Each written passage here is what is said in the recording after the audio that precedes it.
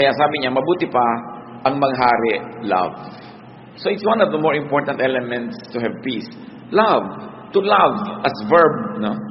Because love makes peace possible. Pag may pagmamahalan, marami kang napapalampas. Pero pag may pagkakainisan, pagkakagalit, kahit maliit na bagay, napapalaki natin. So it's very important. You want a peaceful life? Be loving. For peace is a lot easier to attain when there is love. Mahirap magmahal, totoo yun, pero mas mahirap magmuhi. It's very difficult to love, but it's a lot more difficult to hate. It takes a lot more energy at mas nakakapagod yun. So madalay mga kapatid, para mas tahimik ang buhay, simplify. Kung kayang-kaya natin, yung maluho, yung malaki, yung grande, maingay, talagang kapansin-pansin, without sacrificing our peace, then go ahead. Pero kung masyadong magiging magulo, halimbawa, gusto nyo magpakasal, ang sobrang grande, ang gulo-gulo naman, dahil ang dami-dami yung gagastusin, mangungutang pa kayo, simple na lang. Gusto niyo ng kasalan ng mga garden wedding, ang mga panahon sa Pilipinas, hindi mo masabi. So para tahimik ang buhay mo, magplano ka na agad indoor. Kahit umulan, bumaha, tuloy ang kasal mo, hindi yung ang dami mong iisipin. Alam niyo yung stress ng mga gusto magpakasal outdoors? Pagka sinabi na ng Pag-asa na malami darating na bagyo, papray na ng papray, isang linggo pa lang bago ikasal. Lahat ng tao nagpagod kape para sa kanila. Ang arte-arte kasi gusto pa garden. Kaya tuloy nahihirapan ng maraming tao. Ngayon sa araw ng wedding, kung gabi man yung wedding, umuulan sa umaga, hirap na hirap ang loob. Pati yung mga waiter, hindi malaman, ipapasok ba o ilalabas ang handaan. Ang gulo. Kaya sabi, simplify. You want peace? Simplify. Simpleng damit. Yung iba, sobrang garbo ng mga damit. 5 yarda ang belo ng bride. Hindi na tuloy makalaka dahil sumabit na sa lahat ng silya, sumabit na sa carpet, nakaladkad na niya yung buong mundo. So, ang hirap kasi masyadong maraming kaartehan. Kaya sabi dito, simplify. Better a simple meal rather than a feast. Magkakaroon lang pala ng hatred. Kayo na ang bahala mag-translate sa buhay niyo mga kapatid kung ano yung simple at alin yung magarbo. At alam nyo, nakakapagpagulo. Kahit sa andaan ko minsan, when you want a perfect na hain in more opulent homes, makikita mo kung paano nai-stress yung lady of the house na nakaupo with the guest kung yung mga katulong hindi marunong mag-serve. O nagkakamali, anong kutsarang inilagay dito, anong tinidor, saan inilagay si baso. Nandidila talaga yung donya at kung pwede lang niyang kainin ng palihim yung katulong niya kasi yung reputasyon niya ang nakataya. So relax, gawin mo na lamang na, hindi na sit down dinner. Gawin mong buffet. Di ang simple-simple, hindi ka pa sobrang napagod. At kung wala ng pagkain, wala na, di titigil na tayong kumain. Hindi yung sobra mong gusto magpa-impress, sobra mong gustong malaki yung statement, ang laki tuloy ng nakataya. At pag malaki yung nakataya, malaki yung pwedeng matalo. At pag malaki yung pwedeng matalo, stress ka sa buhay. It's better to simplify. When people try to be more beautiful than they really are, when people try to stand taller than what they really are, they have to work hard so much at hiding the truth. Hindi tuloy sila nakakapahinga. Mabuting simple, mas mabuti yung inaamin mo na lang yung totoo ka as much as possible. Siyempre, hindi ka naman pwedeng 100% na totoo. Diba? Meron ka namang ini-improve, which is normal. But alam mo dapat kung ano yung sobra na to, mapapagod na ako, this is no longer good for me and for everybody else around me. Simplify and your life will be much more peaceful. Proverbs 21:9. It is better to stay outside on the roof of your house than to live inside with a nagging wife. Siyempre, point of view yan ng husband. Dapat din pwede rin sabihin, than to live inside with a nagging husband, kung husband mo naman yung nagger. Alam naman natin na sa Middle East, ang mga bubong ay pwedeng tirhan kasi flat. Pag naglagay ka ng kaprasong bubong uli doon sa ibabaw ng bubong na yun, kaprasong dingding, yun na yung upper room. So it is possible.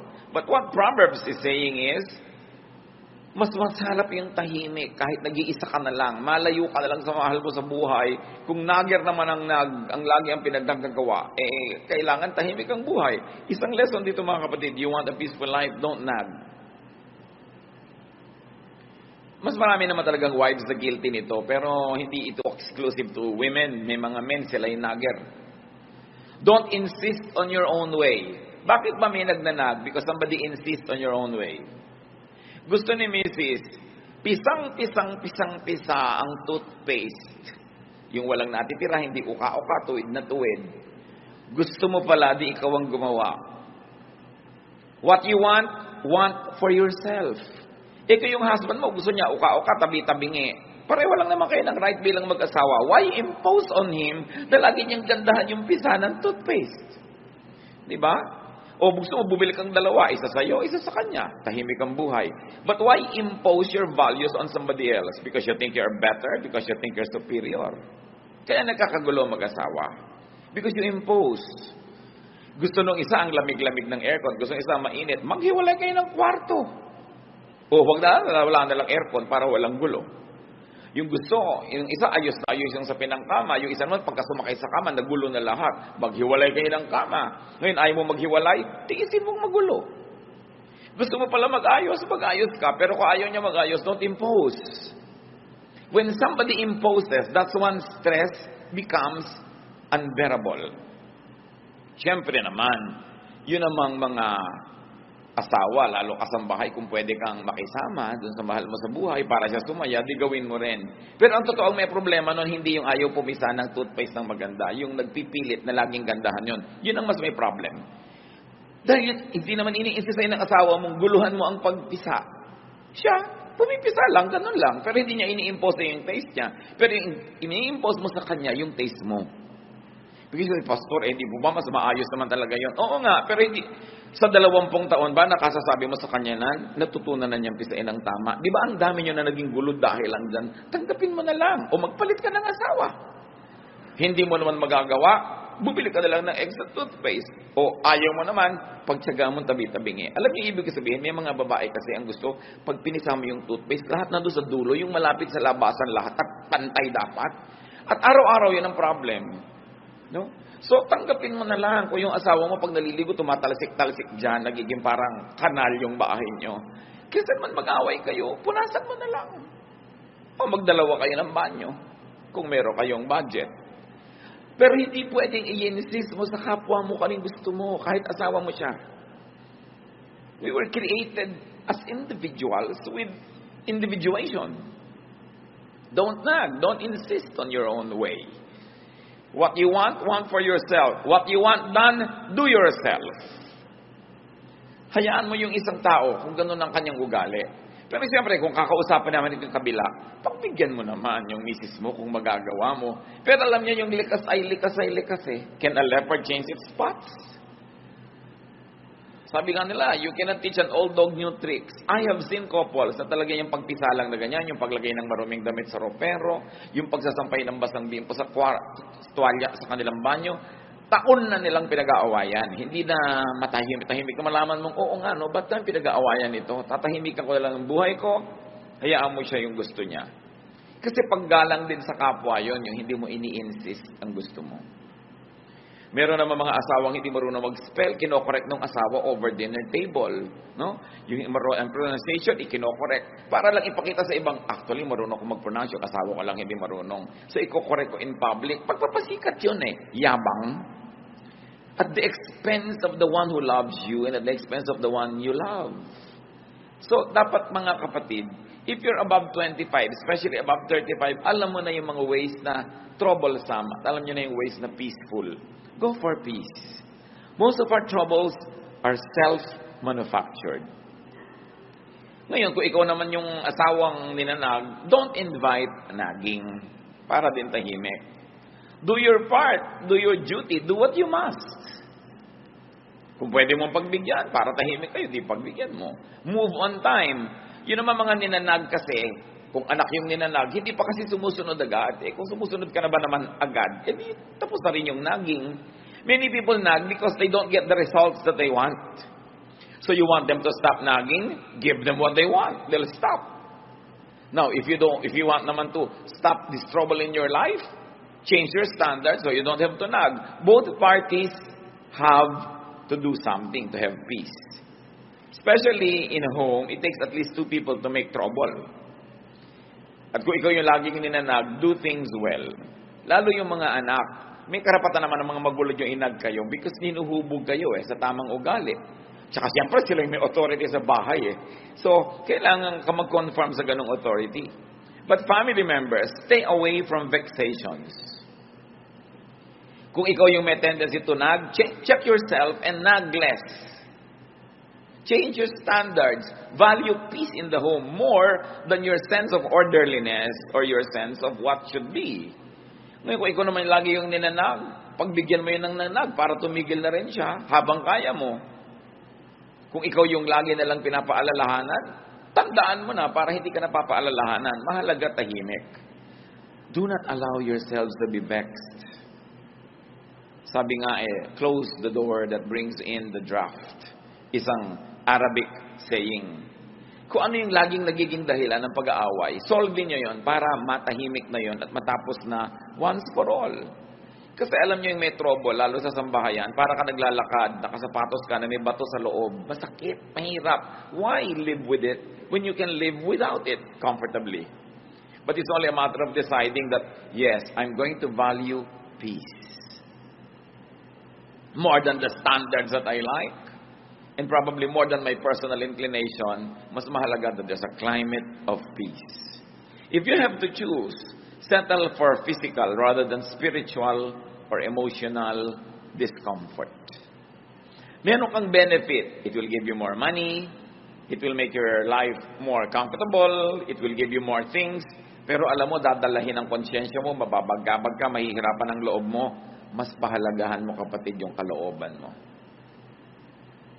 Nothing outside the body can compensate for something that is sick inside it. Lalo kung espiritu o puso. So magbigay na, maglingkod, para ka na lang matahimik.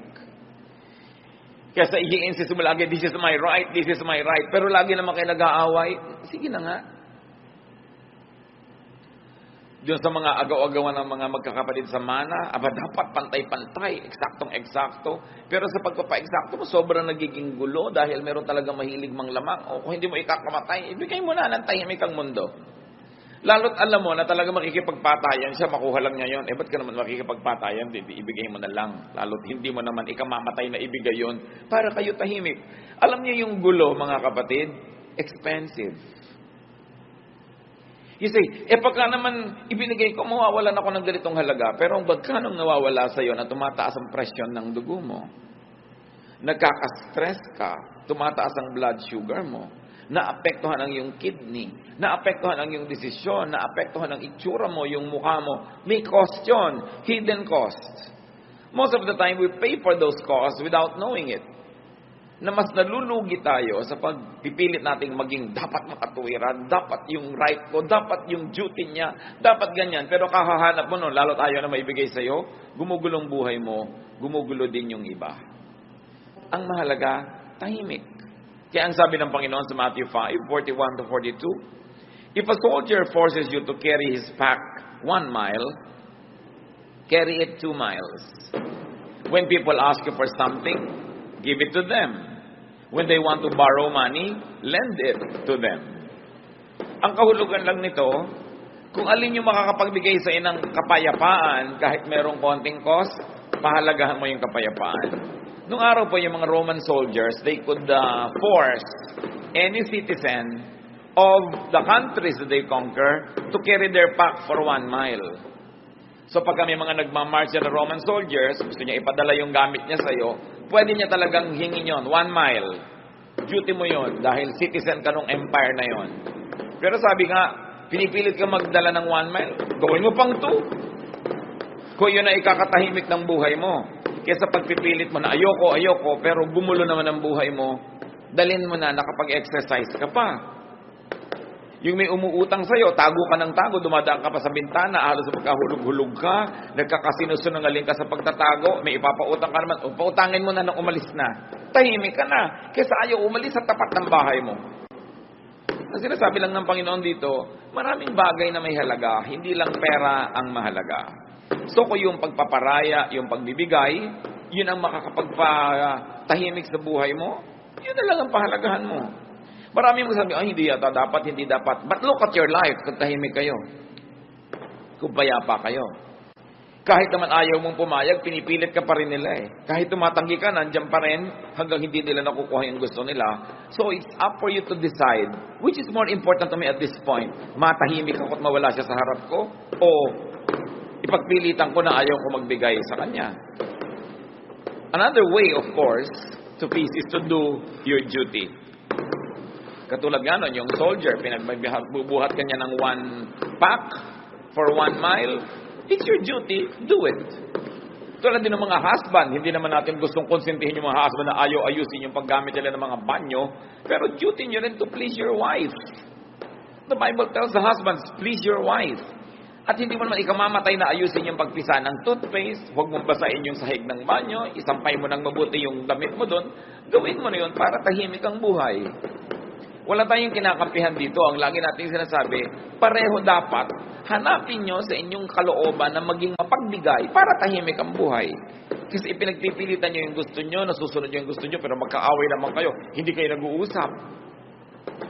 Ikaw nga, natupad yung gusto mo, doon kayo sa ganong restaurant kumain, lahat naman ng kasabay mo ayaw kumain, walang gana, ikaw lang yung gustong kumain, mawala ka rin ng gana. So dapat marunong ka magbigay para tahimik ang buhay. And of course, the Lord also teaches us to yield. Kailangan magparaya. Go beyond the call of duty. Yung mga iba, lapas ng oras ko ng trabaho. Wala ka rin namang gagawin. Ang traffic din naman. So, bakit hindi ka nalang magtrabaho dyan para may na-accomplish ka pa? Yung sabi mo, lampas-lampas na yan sa duty ng isang anak o magulang o manugang, mano namang lumampas ka? Kung nakapag-please ka, tumahimik ang buhay, namahal ka, kung lumaon, siya din lalampas dapat lang at magiging mas mabuti rin sa'yo. In other words, magpauso ka ng kabutihan. Kasi sinasabi na, if somebody forces you to walk 1 mile, walk 2 miles. No? Sabi pa nga ni Lord, sinampal ka sa kaliwa, ibigay mo pa yung kanan, ikaliligaya ba niya, gusto mo pa? Of course, it's a figure of speech. Isang pagmamalabis. Pero ibig sabihin lang, huwag ka masyadong matuos. Huwag laging compute ka ng compute, ay lugi na ako, lampas na. Kung kaya mo pa magbigay, ikaw pa yung magbigay para magpauso tayo ng climate of peace. No? Habang kaya. Because peace has a price. Trouble has a price. Pareho lang tayo magbabayad, doon na lang sa peace. Vexation has a very costly price. Yung hindi ka matahimik, no? Gulong-gulo ka, mahal din yun. So, kung minsan binabayaran na lang natin, binibili na lang natin yung katahimikan natin para rin sa ikabubuti ng ating kalusugan. And then give. Because to give is also a form of yielding. Especially when resistance or refusal would mean vexation. Siyempre, titimplahin nyo kung ano yung ibibigay, up to how much. Lagi mo kasing tinitimpla, will not giving cause me so much in terms of peace? Will giving give me my peace? Kayo ang magtimpla nun. Siyempre, ang ending dapat panalo. In the sense na tahimik ang inyong buhay. Learn from the bamboo. Bihirang kawayan ang nababali pagka merong bagyo kasi nagbibigay. Pag malakas yung hangin, yumuyuko lang siya. Yung mga punong matitigas, yan ang mga nababali kasi lumalaban sa hangin. There is wisdom in yielding. Galit na galit yung mahal nyo sa buhay, yield. Kahit hindi kayo sang-ayon. Bukas, pag malamig na yung ulo niya, tsaka naman kayo magsalita. Huwag nyong labanan yung hangin na malakas. Kasi baka lang kayo mabali. Kailangan marunong ka magparaya. Isa pa sinasabi sa 1 Timothy 6:6-7, para tayo payapa.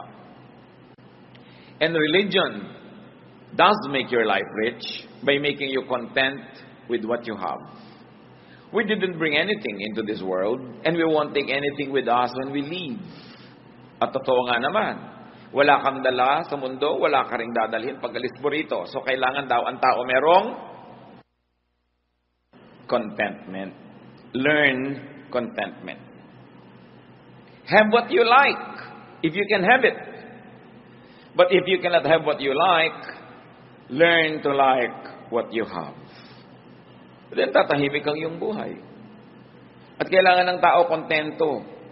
Mataas ang pangarap mo, pero kung sa kadinala ng kakayahan mo, magsaya ka na doon. Mangarap ka uli, reach out farther, pero kung saka lang dinala ng araw na biyahe mo, doon ka lang nakarating, learn to be happy with it. Because if you will always desire for what you do not have, if you will always complain for the things that are not within your reach, you will only be miserable. Hindi lang nadadaan sa pagkain, sa clothing ang buhay, marami pang iba. Sabi sa Luke 12:13, life is more than food or clothing. Siyempre, metaphor yan, isang talinghaga, yung food and clothing for all the material things that we desire. Sabi, well, okay, plant so you harvest, reach out, far, wide, pero kung doon ka nalang dinala ng buhay, sa kabila ng pagsisikap mo, mahalin mo kung anong binigay sa'yo ng Panginoon, appreciatein mo kung anong kalagayan mo ngayon.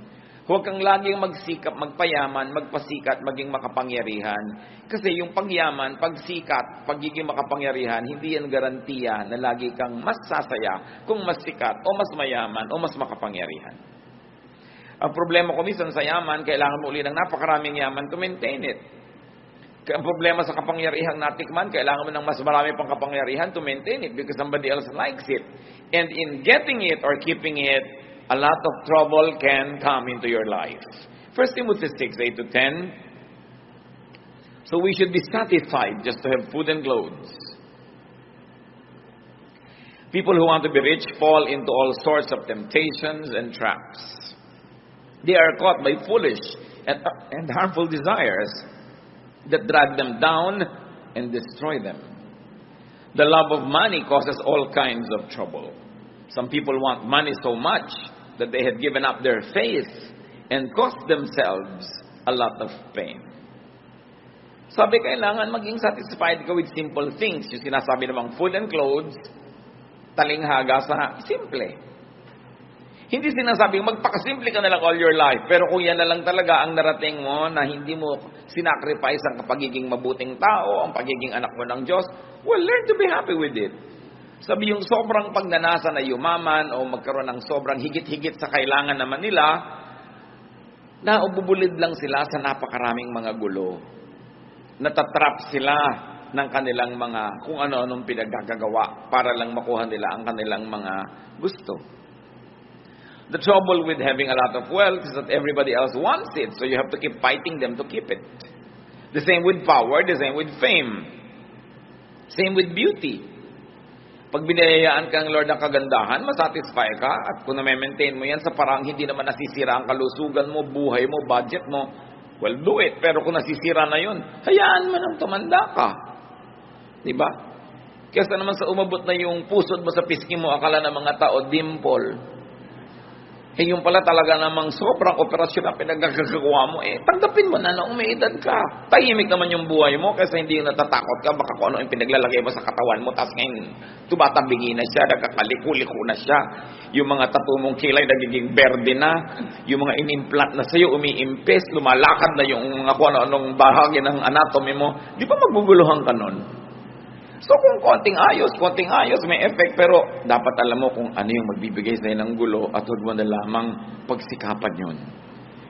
Opt for peace more than for beauty. No?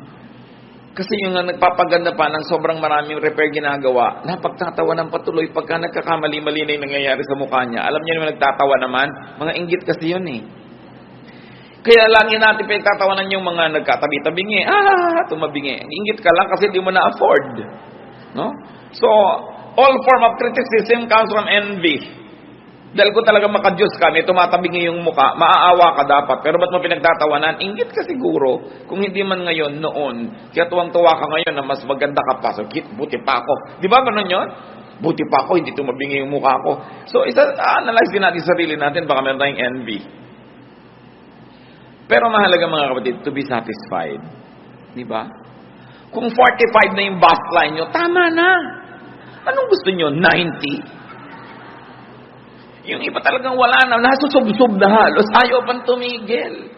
No? Hindi natitigil kung ano na pinaggagawa sa katawan. Hindi lang sa physical repair.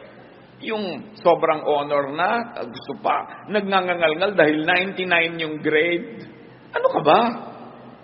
99 na nga, yung kasunod mo, 88 pa lang. Tapos ang lungkot mo pa. Dapat matuto na tayong sumaya. Kung yun na yung best natin. Ito na yung buhay na naibigay sa inyo ng asawa nyo. Dati, ikaw ay isang may bahay na walang bahay. No?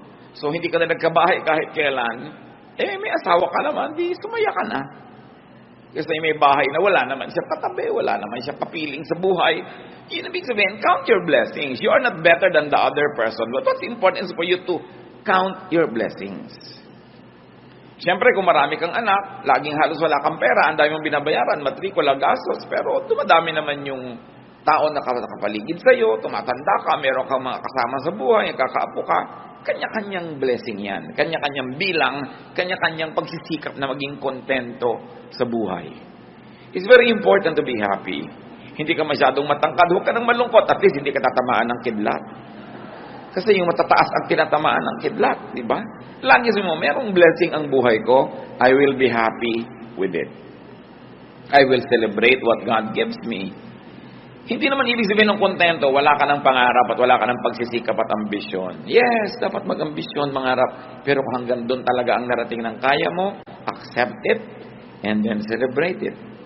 If more means more trouble, more stress, more pain, what's the point? Sobrang lumaki nga ang kita niyo mag-asawa pero nagkahiwalay na kayo forever. Hindi ba kayo pwedeng mabuhay ng konti lang pero masaya naman kayo? Pinipili. Hindi lang pera ang mahalaga. Merong mga mag-asawang hindi na nagkasama kahit kailan dahil puro laging palaki ng palaki ang babayaran, kukuha ng uhulugan, babayaran, hanggang namatay na yung isa, o kung ano na yung nangyari, hindi na kayo nagkasama. What's the point? Hindi ko naman sinasabi, huwag kayo maghiwalay para maghanap buhay, pero hanggang kailan? When do you stop? When is enough? Enough. Ang tao dapat tututo ng contentment. The length of one's life is constant and limited. More power, more money, more beauty doesn't mean more enjoyment. Mas marami pa nga nagpapakamatay na maganda kaysa hindi maganda. Mas marami nagpapakamatay na tagumpay kaysa bigo. Mas marami nagpapakamatay na mayaman kaysa mahirap. So nakikita natin, hindi naman masamang yumaman o maging sikat o maging makapangyarihan. Pero kung hindi naman yun ukol para sa inyo at sobrang hirap para lang i-maintain, what's the point? Nakikita nyo, di ba ang mga bundok, iba-iba yung height? Pero ang totoo, pag tinignan nyo yung earth from far, far away from the moon, parang bilog, ibig sabihin, hindi naman kita yung agwat ng mataas, mababa. Parang pantay lang. Ganon din tayo mga tao. Pantay-pantay din tayo. Mukha lang tayong hindi pantay-pantay pag tinitingnan natin sa malapit. Pero sa malayo, pare-pareho lang tayo na hindi natin alam kung gaano tagal tayong mabubuhay. At kung naging maingat tayo, malusog at pinalad, pare-pareho siguro lang na ang buhay aabot hanggang 90, 100, kung sobrang mahaba, 110. Pero wala namang mabubuhay ng 1,000, 2,000 years. Pare-pareho lang. In other words, what am I trying to say? No? Why bother to have more property than others when pare-pareho din naman kayong mamamatay?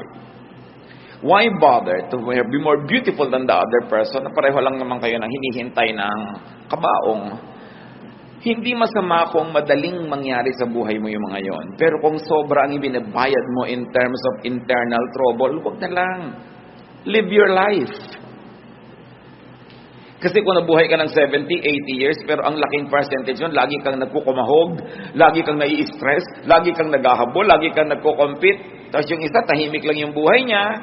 Kumikita ka halimbawa ng times 100 ng income niya, pero mas marami siyang katahimikan, mas marami siyang tawa sa buhay, mas marami siyang oras na maglibang, magsaya kasama ng mga kamag-anak niya, mas marami nga yung pera mo, pero pareho rin naman kayong tig sa 70, 80 years lang eh. Pero ang totoo nun, mas nag-enjoy siya.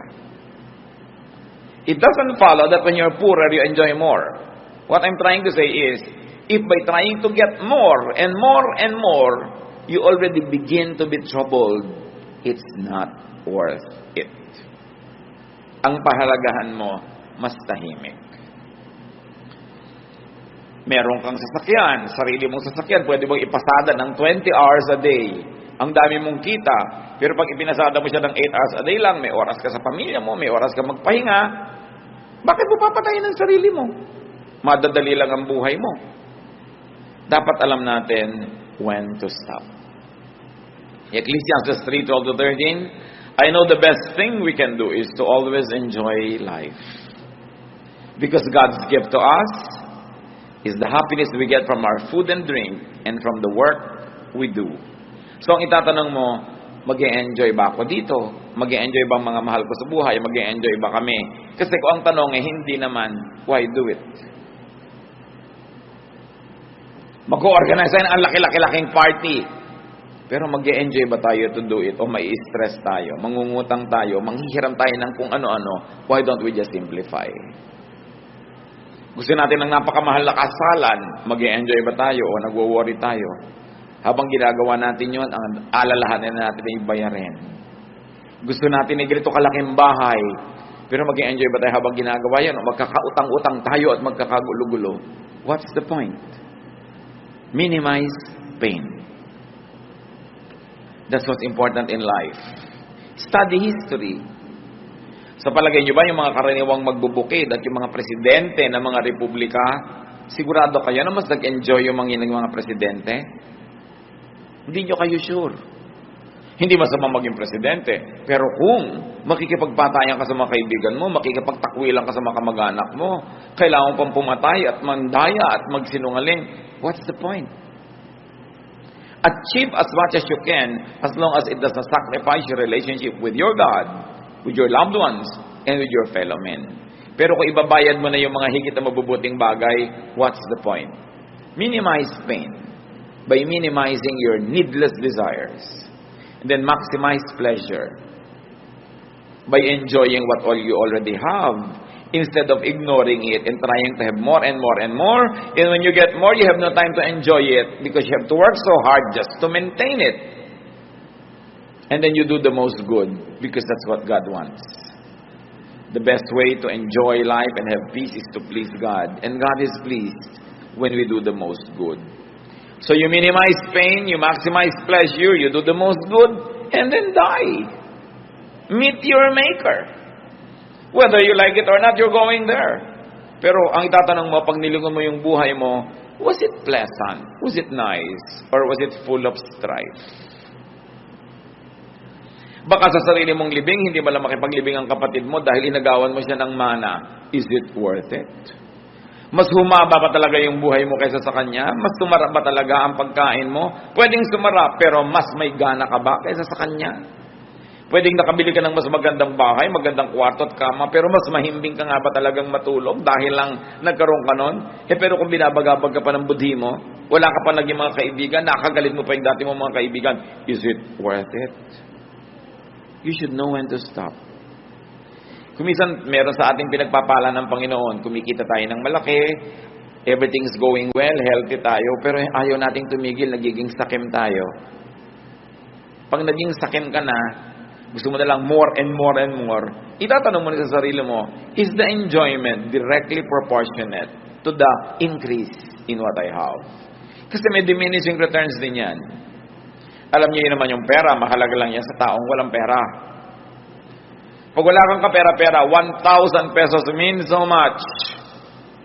Kaya pagka yung may mga 30th month pay, pagka end of the year, yung ibibigay mong 30th month pay, magkano? 10,000, 20,000, whatever it is. Sayang-saya yung pamilya, nagkakagulo kung anong kakainin at gagastusin nila. Pero kung ikaw na yung may-ari ng kumpanya, ang totoo, kahit 3 million pa yung madagdag sa pera mo, bali wala na eh. Nadagdag lang sa salansan mo, nadagdag yung number, but it doesn't give you as much happiness and pleasure kasi yung mga empleyado mong tuwang-tuwa dahil nakabili ng pagkaalat-alat na hamon. Hindi ko mo mas maraming pera, mas may enjoyment. So pag alam mo, ay may diminishing returns na, it means I must focus on something else. And it means probably how to enjoy more what I already have rather than on working harder and harder to have more and more, which does not proportionately add pleasure to your life. Inner peace is important because it gives man the time and space to hear God, to know God.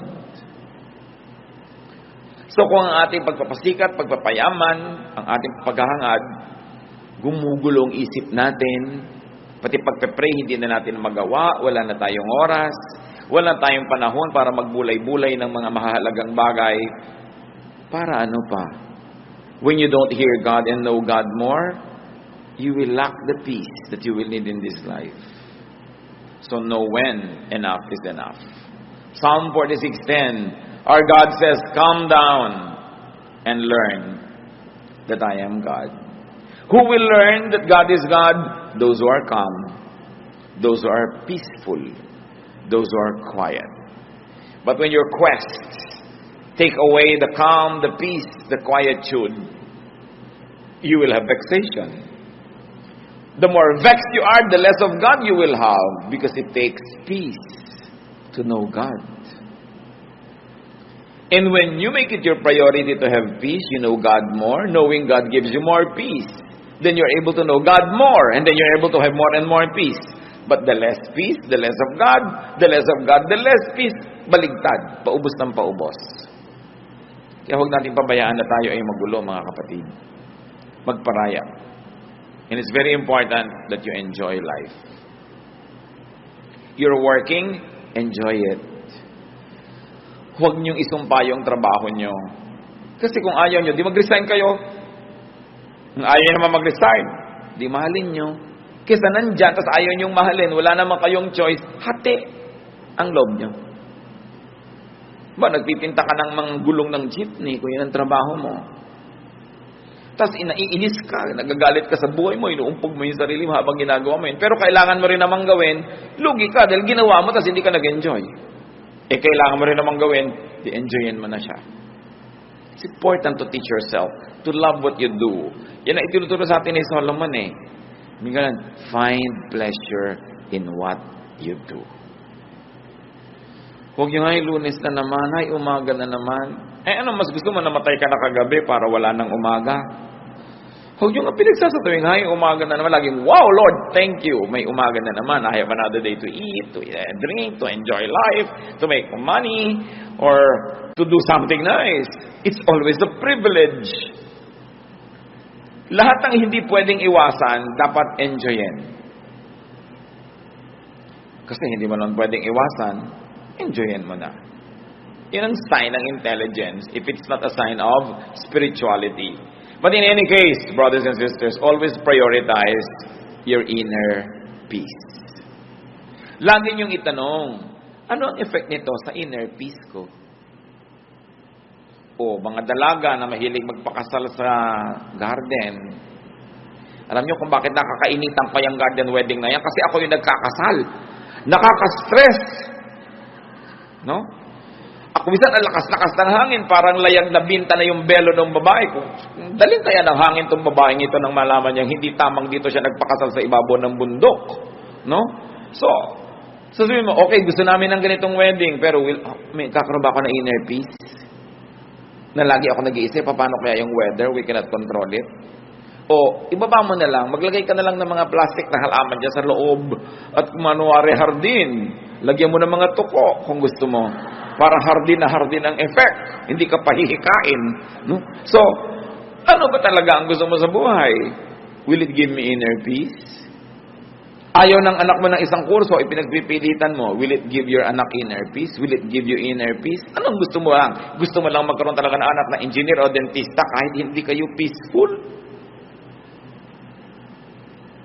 Ayaw ng asawa mo na ganito ang gawin mo sa bahay ninyo, pero gustong-gusto mo. Ang tanong is, will it give me inner peace?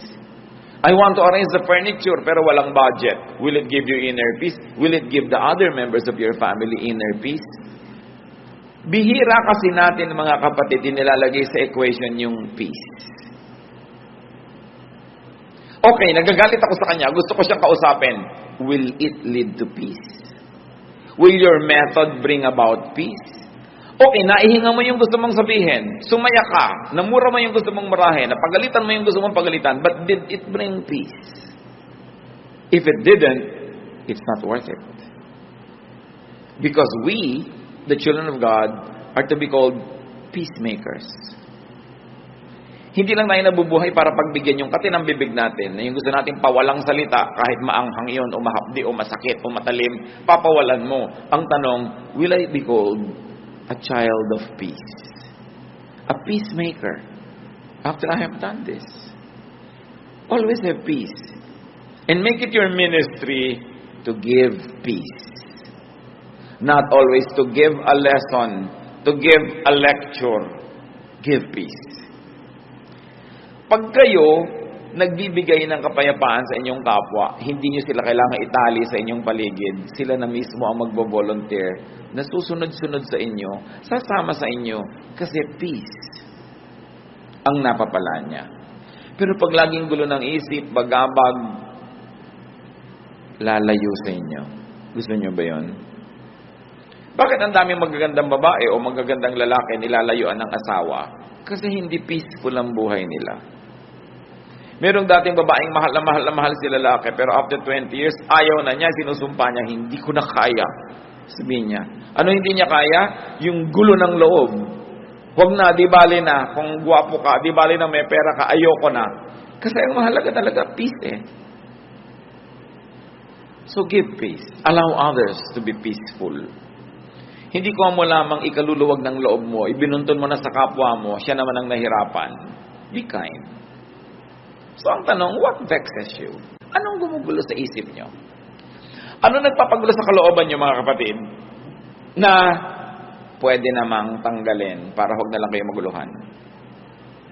Tanggalin nyo na para gumaan ang buhay nyo. Kung kaya nyo mabuhay ng wala yon, what's the point? Diba?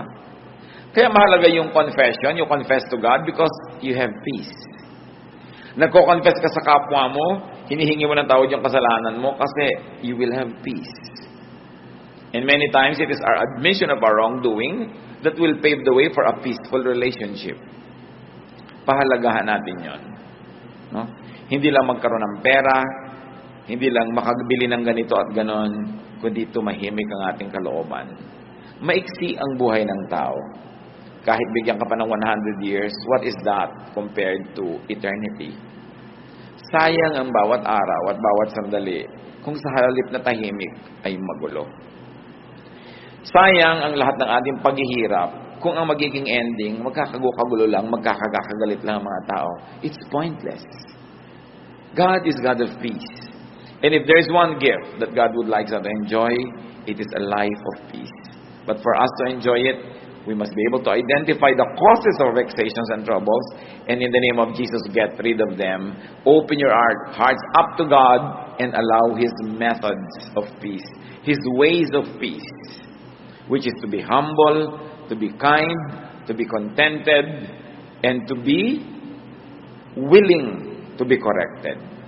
Don't always insist on your own ways. Sabi sa Corinthians, love does not insist on its own ways. Mas pilitin natin na maging mapagbigay kaysa mapag-impose. Mahirap kasama yung laging gusto niya, siya ang nasusunod. Pwedeng masunod siya ng masunod, but after a while, wala na rin susunod sa kanya. Mawawalan ka na rin ng kasama. Don't always impose yourself. Give peace to people who think otherwise, who like something else. Kanya-kanya lang ng panahon, bigayan dapat ang buhay, lalo sa mag-asawa at sa pamilya. Ama namin Diyos. Siyasatin niyo po ang puso namin ngayon kung kami po ay payapa. Tahimik ang aming buhay. Dalawang uri ng kaguluhan, maaaring kaguluhang dahil sa aming pamamaraan ng buhay at meron mga kaguluhan na espiritual na kung tutuusin, meron din kami pananagutan kung bakit kami nasuot sa magulong spiritual life. Pakita niyo sa amin ang mga pagkakamali namin para maituwid, Panginoon. Pakita niyo rin yung pagiging naming selfish when we insist on our own ways. When our peace means trouble for other people. Teach us, Lord, to balance. Na may bigayan. Na marunong din kami magparaya. Para kumisa naman, sila naman yung payapa. Kahit kami ang magbigay. Sa lahat ng mga pamilya dito, Panginoon, na ngayon ay pinaghaharian ng gulo, kanya-kanya, agawan, awayan, pataasan ang mga pride, kanya-kanyang mga kasakiman. Patawarin niyo kami at ipakita niyo sa amin ang pananagutan namin at nawa maging daan kami, Panginoon, para gamutin niyo ang aming mga pamilya. Bless every family represented here. And through the people that hear your word and obey your word, O God, let your peace come into every family. Even workplaces, even communities and organizations. Pero una ngayon ang hinihiling namin, Panginoon, siyasatin mo ang puso namin at ipakilala mo, ipamukha mo sa amin ang mga pamamaraan, ugali, pag-iisip namin na kalaban ng kapayapaan. Nagbubunga pa ng gulo. Gulo sa aming kalooban, gulo sa aming kapaligiran, gulo sa aming mga relasyon. Teach us your ways, O God. Your ways that are peaceful and peaceable. Your ways that not only bring about peace in us, but also promotes peace wherever we go. Teach us and make us agents of peace. Lalong-lalo, Panginoon, kung kami may influensya, maybe our office, our job, our work, our job description, our rank, our title, sinusuko namin ito, Panginoon, para maging kasangkapan mo ng kapayapaan. Lalong-lalo ang aming mga dila na madalas sa katabilan nagiging sanhi ng gulo imbes kapayapaan. Turuan mo kami, Lord, na pag kami mga kakilala kami na nagkakagalit, huwag kaming kumampi, kundi maging agents of peace. Huwag naming abusuhin ang aming kapangyarihan o office para apihin yung mga kalaban namin o kalaban ng mga mahal namin sa buhay. Kundi habang kami may office, may official work, may title, that we be fair. Maalala namin na ang bawat trabaho binibigay mo sa amin is your trust. And you want us to be agents of your peace and fairness and justice. Teach us, O God. Magbulay-bulay tayo, mga kapatid. Pakinabangan natin ang sandaling ito.